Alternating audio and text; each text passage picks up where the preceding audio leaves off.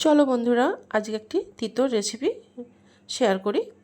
তো এটি একটি শাক দিয়ে আমি এই তিতর রেসিপিটা করেছি। কী শাক সেটা একটু দেখে কমেন্ট করে বলবে।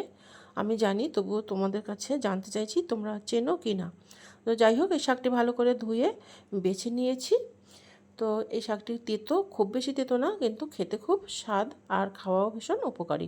গরম চলে এসেছে, এখন তো মনে হবে তেতো খাই আর টক। তো যাই হোক, আজকে তেতো রেসিপি দেখাচ্ছি।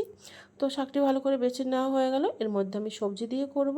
এটি হলো বেগুন আর ঝিরিঝির মানে সরু সরু করে আলু কেটে নিয়েছি কুমড়ো। তো এর মশলা হলো একটু নারকেল বাটা, একটু সর্ষে আর 3টে নিয়েছি কাঁচা লঙ্কা। তো আমি এই যে সবজি দিয়ে এই শাকটা করে দেখাবো। খেতে খুব ভালো হয় আর খাওয়াও ভীষণ ভালো, উপকারী। তো যাই হোক, ফাইনালি আমি কিন্তু শাকটা একটা বাটির মধ্যে ঢেলে নিয়েছি পরিমাণ মতো হলুদ আর নারকেল বাটা, আর সঙ্গে নিলাম এই যে সর্ষে আর কাঁচা লঙ্কা। এবারে নুন দিয়ে সর্ষের তেল দিয়ে আমি ভালো করে এটাকে মেখে নেব। যত সুন্দর করে হাতে আমি মাখবো ডলে ডলে তত ভালো হবে। দেখবে শাকটা একদম, এই দেখো শাকটা একদম নরম হয়ে গেছে। এর মধ্যে আমি দিয়ে দেবো এবার কেটে রাখা কুমড়ো, আলু আর বেগুন। এবারেও কিন্তু আমি খুব ভালো করে এটাকে মেখে নেব।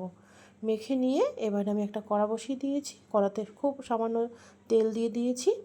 কড়াটা গরম হয়ে গেছে। এবার আমি এই সবজিটা ঢেলে দেবো। ঢেলে দিয়ে এবারে কিন্তু আমি একটু ঢেকে দেবো। একে বারবার নাড়াচাড়া করব না। এবার যখন দেখবো ওই সাইডটা দাগ লেগে এসেছে, তখন আমি এটাকে উল্টে দেবো। এমনি করেই এপাশ ওপাশ করে একটু উল্টে দিয়ে নেড়ে চেড়ে ভাজা করব। তবে খুব বেশি নাড়বো না, তাহলে ঘাটা ঘাটা হয়ে যাবে, খেতে ভালো লাগবে না। তো আমার এই নতুন ভিডিওটি, নতুন বলতে এরকম স্বাদ কজনে খেয়েছো আমি জানি না। যদি করে খেয়ে থাকো সেটাও বলবে, আর যদি না করে খেয়ে থাকো সেটাও বলবে। তবে আজকের এই রেসিপিটা যদি একবার খাও, সত্যি মুখে লেগে থাকবে।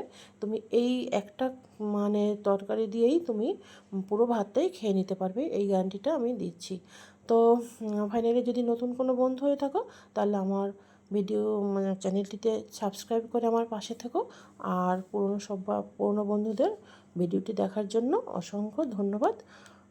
আর কি বলবো, সবাই ভালো থেকো, সুস্থ থেকো। আর গরমের মধ্যে এরকম তেতো করে খেয়ে দেখো, খুব ভালো লাগবে। গরমের দিনে তো অ্যাকচুয়ালি গরমটাই হলো তেতোর জন্য। তো যাই হোক, তেতো আর টক খেতেই ভালো লাগে। তো আর কি বলবো, বিশেষ আর কিছু বলার নেই। সবাই ভালো থেকো, ভালো রেখো সবাইকে। আর নতুন নতুন রান্না করে খাও আর সবাইকে খাওয়াও। টাটা।